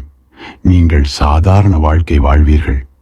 மரங்களை வெட்டி கொண்டு, கிணற்றிலிருந்து தண்ணீரை சுமந்து கொண்டு, சமைத்து கொண்டு, சாப்பிட்டு கொண்டு, உறங்கிக் கொண்டு, காதலித்து கொண்டு, இப்படி சாதாரணமான செயல்களை புரிந்து கொண்டு அசாதாரணமான எவற்றின் மீதும் ஆசை வைக்காமல் இருப்பீர்கள். அதன் பின் ஒரு நாள் அது அங்கே இருக்கும். நீங்கள் செய்திருக்க மாட்டீர்கள். திடீரென்று ஒரு நாள் அது அங்கே இருக்கும். ஒரு நாள் நீங்கள் உங்கள் கண்களை திறந்து பார்க்கும்போது அது அங்கே இருக்கும். அதன் பின் அது உங்களை விட்டு அகலவே அகலாது. ஆனால் அது தானாக வர வேண்டும். அப்படி இல்லையெனில் நீங்கள் அதனை எப்படியாவது வரவைத்தீர்களேயானால் அதுவும் அதே போலவே சென்றுவிடும். அது ஒரு கண நேரத்துக்கு தான் இருக்கும். சில வருடங்களுக்கு முன்னதாக யோகாவின் மூலமாகவும் தியானத்தின் வழியாகவும் பிரார்த்தனையின் உச்ச நிலையை அனுபவித்ததாக சொன்னாய். அவை உருவாக்கப்பட்ட சிகரங்கள். அவை கனவுகள், கற்பனைகள், நீங்களே ஆக்கி கொண்டவை. எனது முழுமையுமே ஒரு பரவச நிலைக்கு உள்ளாக்கப்பட்டேன். ஆனாலும் நீ அங்குத்தான் இருந்தாய். அந்த பரவச நிலையை அனுபவிக்கும் போது நீ அங்கு இருந்தாய். நீ மறைந்து போகவில்லை. எல்லாமே புனிதமாக இருந்தது. அது ஒரு இடைச்செருகல்தான். மனம் அப்பொழுது இயங்கிக் கொண்டிருந்தது. எல்லாமே புனிதமாக இருந்தன் என்று மனம்தானே சொல்லிற்று. நீங்கள் கேள்விப்பட்டிருப்பீர்கள், நீங்கள் படித்திருப்பீர்கள். உங்களது மனம் இடைச்செருகல் செய்தது. எல்லாமே புனிதமான காதல்தான், நன்றியுணர்ச்சி உள்ளவைதாம். இவை மனத்தில் மிதந்து கொண்டிருக்கும் கருத்துக்கள். ஆனாலும் நீ அங்கிருந்தாய். நினைவு அங்கிருந்தது. கடந்த காலம் அங்கிருந்தது. அப்படி இல்லையெனில் எல்லாமே புனிதமாக இருந்தது என்று யார் சொல்கிறார்கள்? எல்லாமே புனிதமானவை என்றால் அப்போது எல்லாமே புனிதமாக இருந்தது என்று சொல்வதற்கான அவசியம் எங்கு வந்தது? அதை சொல்ல வேண்டிய அவசியம் கூட இல்லை. அதனை சொல்லும் போதே எல்லாமே புனிதமானவை அல்ல என்பது உங்களுக்கு தெரிந்திருக்கிறது என்று சொல்வதாக பொருள். சொல்வதிலிருந்தே பாவனை செய்வதாக, திணிப்பதாக அர்த்தம். ஆமாம், தியானத்தின் மூலமாகவும் யோகாவின் மூலமாகவும் ஒரு வகையான மகிழ்ச்சி நிலை உருவாக்கப்பட்டிருப்பது சாத்தியமே. ஒரு வகையான சந்தோஷம். அதன் மகிழ்ச்சி உங்களது மொத்த தத்துவத்தையுமே உருவாக்கி இருக்கிறது. இதுதான் கடவுள் என்பதாக, இதுவே புனிதமான அனுபவம் என்பதாக, இதுவே காதல் என்பதாக, நன்றியுணர்வு என்பதாக நினைத்து ஒரு சில நாட்களுக்கு அந்த கனவை அனுபவித்திருக்கிறாய். அது வெறும் கனவே. ஒரு சில காரணங்களுக்காக வெளியே வந்தேன். சில காரணங்களுக்காக அல்ல. அது மிகவும் எளிமையானது. நீ அதை விட்டு வெளியே வந்துதான் ஆக வேண்டும். நீ கனவிலேயே நீண்ட நாள்கள் வாழ முடியாது. கனவு நிலையில் யாருமே நீண்ட காலம் இருக்க முடியாது. ஒரு கனவு என்பது எப்போதும் இருக்காது. அப்படி இல்லை. ஏனில் நினைவுக்கும் கனவுக்கும் இடையே ஏன் வித்தியாசம் இருக்கிறது? கனவு என்பதே சில கணங்களுக்குத்தான். சீக்கிரமாகவோ தாமதமாகவோ நீங்கள் விழித்தெழுவீர்கள். நீங்கள் உங்களது கண்களை திறந்து பார்க்கும்போது அந்த கனவு அங்கில்லாது போய் சாதாரண வாழ்க்கை அங்கே இருக்கும். நான் அதை விட்டு வெளியே வந்து இப்போது பழையபடி இருண்ட பள்ளத்தாக்கில் இருக்கிறேன். நீ அந்த சூரிய ஒளிபடும் சிகரத்தில் இருந்ததாகவும் மீண்டும் அந்த இருளடர்ந்த பள்ளத்தாக்கில் வீழ்ந்ததாகவும் குறிப்பிடுகிறாய். இரண்டிலும் உன்னிடம் ஒரு விஷயம் ஒரே மாதிரியாக இருக்கிறது. இருள் படர்ந்த பள்ளத்தாக்கு, சூரிய ஒளிப்படும் சிகரம். அதை பற்றிய கவலை இல்லை. எல்லாமே ஒன்றுதான். இதில் முக்கியமானது எதுவென்றால் நீதான். அகங்காரம் அங்கிருக்கிறது. இருள் படர்ந்த பள்ளத்தாக்கில் அகங்காரம் இருக்கிறது. சூரிய ஒளிப்படும் சிகரத்தில் அகங்காரம் இருக்கிறது. அந்த அகங்காரம்தான் கனவுகளை உருவாக்கிய வண்ணம் இருக்கிறது. நான் ஒன்று சொல்கிறேன். இருளடர்ந்த பள்ளத்தாக்கும் உனது கனவுதான், உனது உருவகம்தான், உனது எண்ணம்தான். இருள் படர்ந்த பள்ளத்தாக்கு என்பதாக எதுவுமே இல்லை. எல்லாமே புனிதமானவை எனும்போது இருள் பள்ளத்தாக்கு எங்கிருந்து வரும்? இருள் பள்ளத்தாக்கு இருக்கிறதென்றால் எப்படி எல்லாமே இறைமை என்றாகும்? இருளடர்ந்த பள்ளத்தாக்கோ அல்லது சூரிய ஒளி மின்னும் சிகரமோ இரண்டுமே இல்லை. அது அகங்காரத்தின் விளையாட்டுத்தான். அது துருவங்களுக்கு மாறி மாறி சென்று கொண்டிருக்கும். ஒரு நிலையிலிருந்து மற்றொரு நிலைக்கு சென்று கொண்டே இருக்கும். அதை பார்க்கும்போது அது ஓர் இனிய கனவாக தோன்றும். அதே போல இரவு பயங்கரங்களும். இரண்டுமே கனவுகள் தாம். எழுந்திருந்தால் இரண்டுமே மறைந்து போகும். அதன் பின்னர் முதல் முறையாக நீங்கள் உண்மையுடன் தொடர்பு கொள்வீர்கள். ஆனால் நினைவு கொள்ளுங்கள், அந்த உண்மை நிலை தோன்றும்போது நீங்கள் அங்கிருக்க மாட்டீர்கள். இந்த ஒரே ஒரு விஷயத்தை புரிந்து கொள்ள வேண்டும். வேறு எந்த நிபந்தனையும் அல்ல. ஒரே ஒரு வழிகாட்டும் குறிப்பு என்னவெனில், இந்த அனுபவம் உண்மையானதென்றால் நீங்கள் அங்கிருக்க மாட்டீர்கள். நீங்கள் அங்கிருக்கவே முடியாது. நீங்கள் முழுமையாக மறைந்து விடுவீர்கள். ஒரு பரவச நிலை அங்கிருக்கும். நீங்கள் அங்கிருக்க மாட்டீர்கள். அங்கு நான் தெய்வீக நிலையை அனுபவிக்கிறேன் என்று சொல்வதற்கு யாரும் இருக்க மாட்டார்கள். கடவுள் அங்கிருப்பார், ஆனால் நீங்கள் அங்கிருக்க மாட்டீர்கள். அங்கு எல்லாமே தெய்வீகமானவைதாம் என்று சொல்ல யாரும் இருக்க மாட்டார்கள். அதனை நினைவில் இருத்திக் கொள்ள வேண்டும். இதுதானே நிகழுமே அன்றி அதனை நிகழ்த்த முடியாது, அதனை உருவாக்க முடியாது. உருவாக்கப்பட்ட பொருட்கள் எல்லாமே செயற்கையானவைதாம். அது சில காலங்களுக்கு சென்று பின்னர் மறைந்து போகும். அது மிகவும் அற்பமானது. நீங்கள் என்ன செய்கிறீர்கள் என்று யோசித்து பாருங்கள். நீங்கள் யோகா செய்யும் போது என்ன செய்கிறீர்கள்? உங்களது தலையால் தலைகீழாக நின்றபடி. தலை கீழாக இருப்பது எப்படி ஞானத்தை கொண்டு வரும்? எப்படி? உங்களது தலையால் நிற்பதா அற்பமாக இருக்கிறது? உங்களது தலை கீழாக நிற்பது வேண்டுமானால் தலைக்கு ஒரு அதிர்ச்சியை கொடுக்கும். அது ஒரு அதிர்ச்சி வைத்தியமாக வேண்டுமானால் இருக்கலாம். அபரிமிதமான இரத்தம் தலைக்கு பாயும் போது ஒரு வகையான நிறுத்தத்தை ஏற்படுத்தலாம். அப்பொழுது யோசிப்பது நிறுத்தப்படுகிறது.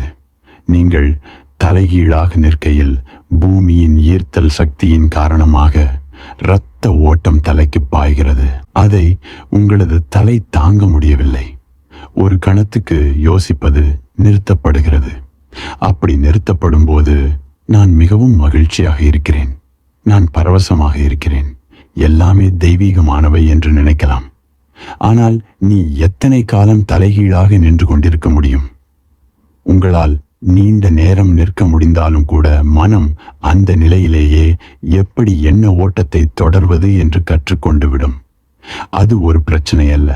மனமும் அதனை மெல்ல மெல்ல கற்றுக்கொண்டு விடும்.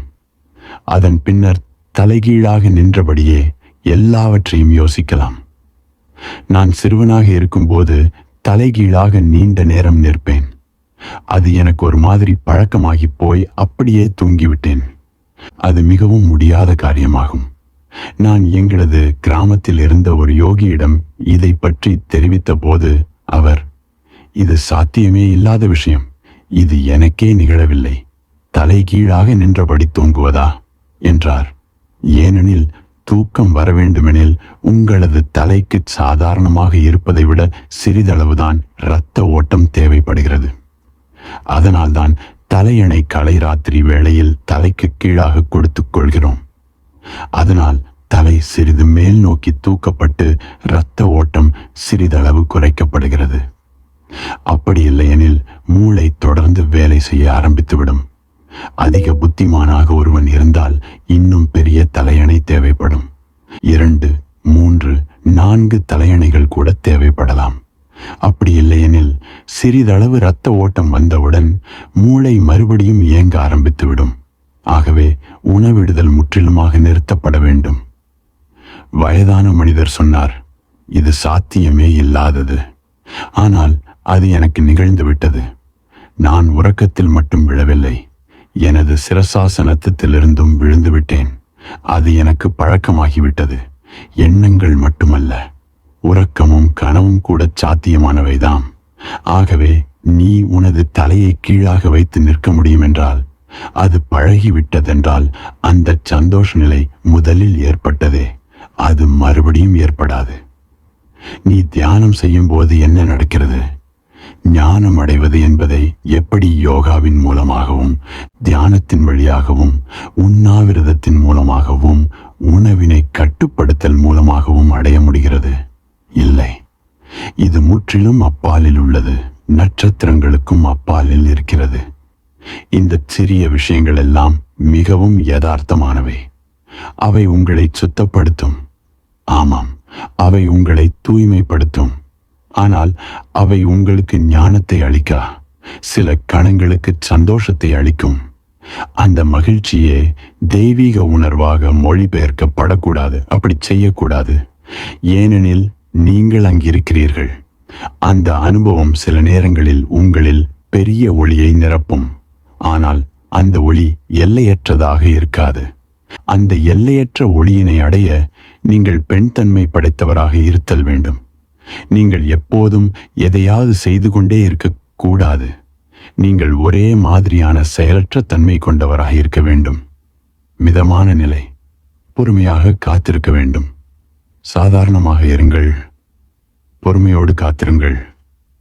நான் உங்களை யோக பயிற்சி செய்யக்கூடாது என்று சொல்லவில்லை. அவை உடலுக்கு நல்லவைதான். நான் உங்களை தியானம் செய்யக்கூடாது என்று சொல்லவில்லை. அவை முழுமையாக நல்லவை, தூய்மைப்படுத்துபவைதாம். ஆனால் யோகாவை செய்தல் மூலமாகவோ அல்லது தியானம் செய்தல் வழியாகவோ கடவுளை கொண்டு வந்து விடலாம் என்று எண்ணாதீர்கள். கடவுளை கொண்டு வரவே முடியாது. ஆனால் நீங்கள் தூய்மைப்படுத்தப்படுவீர்கள். அப்போது தெய்வீகம் நிகழ்வதற்கு சாத்தியக்கூறுகள் அதிகமாகின்றன என்பது உண்மை. ஆசையே இல்லாமல் இருக்கும்போது மட்டுமே வருவார். அது எப்போதுமே திடீரென்றுதான் நிகழும். அது உங்களை திடீரென்று தாக்கும். ஆனால் அதன் பின்னர் நீங்கள் இல்லாமலே போய்விடுவீர்கள். ஞானம் இருக்கும்போது நீங்கள் இல்லை, கடவுள் இருப்பார். நீங்கள் அங்கிருக்க மாட்டீர்கள். எனது அன்பான ஓஷோ, நான் 2 மாதங்களாக என்ற குழுவில் இருந்தேன். அதன் பின்னர் பிரான்சில் வேறு ஒரு குழுவில் இருந்தேன். அவை எல்லாமே தோல்வியை தழுவின. வெறுப்பு என்பது பற்றுதலை விட அதிகரித்து விட்டது. பல எண்ணங்களுடைய ஒரு குழுவில் இருக்கும் போதோ, தடைகளற்ற பாலுணர்வுடன் கூடிய குழுவில் இருக்கும் போதோ நான் இன்னும் முழுமையாக வாழ்க்கை நடத்த முடியும் என்று நினைக்கிறேன். குழுவில் வாழும் முறை பற்றி நீங்கள் என்ன நினைக்கிறீர்கள்? பிரச்சனை நீ வசித்த இடத்தில் இல்லை, உன்னிடம்தான் இருக்கிறது. நீ ஒரு குழுவிற்கு சென்றால் அங்கு உன்னிடைய பிரச்சனைகளை எல்லாம் சுமந்து செல்வாய். வேறு சிலர் அந்த குழுவிற்கு வந்தவர்கள் எல்லோரும் கூட உன்னை போலவே பிரச்சனைகளுடன் வந்தவர்கள்தான். சீக்கிரமாகவோ தாமதமாகவோ அந்த பிரச்சனைகள் மேல் நோக்கி வரும். இந்த வெளிப்பூச்சு வேலைகள் பயன்படாது. அவை கவனத்தை சிதறடிக்கும் விஷயங்கள்தான். உண்மையான மாற்றம் என்பது உனக்குள் ஆழத்தில் நிகழ வேண்டும். அப்படி நிகழ்ந்ததெனில் வாழ்க்கை வேறு விதமாக இருக்கும். அப்படி இல்லையெனில் அது வேறு விதமாக இருக்காதே. நீ சொல்கிறாய், அவை எல்லாமே தோல்வியை தழுவிக் கொண்டன் என்று. அவை எல்லாமே தோல்வி அடைந்ததன் காரணம் நீயும் அதே போல் இருந்ததனால் தான். அவை உண்மையிலேயே தோல்வி அடையவில்லை. அவற்றின் தோல்வி நீ வெறுப்படைந்ததையே, உன்னிடம் இருக்கும் எதிர்பார்ப்புகளை அவை நிறைவேற்றாமல் போனதையே காட்டுகின்றன. உன்னுடைய எதிர்பார்ப்புகள் என்ன? நீ ஒரு குழுவில் வசித்தால் மட்டுமே போதுமானது என்று நினைத்தாய். உனது பிரச்சனைகள் தீர்ந்து போகும் என்று நினைத்தாய். ஒரு குழுவும் புரியாது.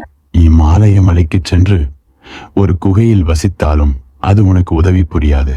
வாழ்க்கை என்பதை யதார்த்தமாக சமாளிக்க வேண்டும். உனது பிரச்சனைகளுக்குள் சென்று பார்க்க வேண்டும். அதன் வேருக்கு சென்று அந்த பிரச்சனை கழுக்கான விதையை எரித்து பார்க்க வேண்டும். அதன் பின்னரே அது எங்கு வேண்டுமானாலும் நிகழலாம். நீ சொர்க்கத்தை தேடிக்கொண்டிருக்கிறாய். அதைத்தான் பலகாலமாக மக்கள் செய்து கொண்டிருக்கின்றனர். அவர்கள் தங்களை மாற்றிக்கொள்ள மறுக்கிறார்கள். அவர்கள் சொர்க்கத்துக்காக ஏங்க ஆரம்பித்து விடுகின்றனர். அவர்கள் எங்கெல்லாம் செல்கின்றனரோ அங்கெல்லாம் நரகத்தையே உருவாக்குகிறார்கள். அவர்களே நரகம்தான். சொர்க்கத்தை வேறெங்கோ காணும்படியான ஒரு கேள்வி அல்ல இது. அதை நீ ஏற்கனவே உன்னுள் வைத்திருந்தாலன்றி நீ அதனை வேறெங்கும் காண முடியாது. அனுபூதி எனக்கு ஓர் அழகான கதை அனுப்பியுள்ளார். பல காலத்துக்கு முன்னர் சொர்க்கத்துக்கும் நரகத்துக்கும் செலவு செய்து கொண்டு போகக்கூடிய ஒரு போட்டியில் வெற்றி அடைந்த மனிதனை எனக்கு தெரியும். அவனிடம் முதலில் எங்கு செல்வாய் என்று கேட்கப்பட்டது. நான் முதலில் நரகத்தை தான் பார்க்க விரும்புகிறேன் என்று பதில் சொன்னான். உடனே அதே போல ஏற்பாடு செய்யப்பட்டது. அங்கு சென்றவுடன் ஒரு பெரிய காட்சியை காண நேர்ந்தது. தான் ஒரு பெரிய விருந்து மண்டபத்தில் இருப்பதை, பெரிய மேசைகள் நிறைந்த கூடத்தை, கற்பனை செய்ய முடிந்த அளவுக்கான உணவு வகைகள் படைக்கப்பட்டிருந்த காட்சியை காண நேர்ந்தது. மக்கள் மேசையின் பக்கத்தில் அமர்ந்திருந்தார்கள். கரண்டிகள் உணவின் மீது வைக்கப்பட்டிருந்தன. வாசனை காற்றில் பரவி மூக்கை துடைக்க, ஆனால் யாரும் சாப்பிடாமலேயே அமர்ந்திருந்தனர். அந்த மனிதன் ஆச்சரியப்பட்டான். ஆனால் அருகில் சென்று பார்த்தபோது அங்கு இருந்த எல்லோருமே தோள்பட்டையில் ஒரு வகையான முடக்குவாதத்தினால் பீடிக்கப்பட்டதை பார்த்தான். எவ்வளவு முயன்றாலும் உணவை வாய்க்குள் கொண்டு செல்லவே முடியவில்லை. இதுதான் நரகம் போலும்.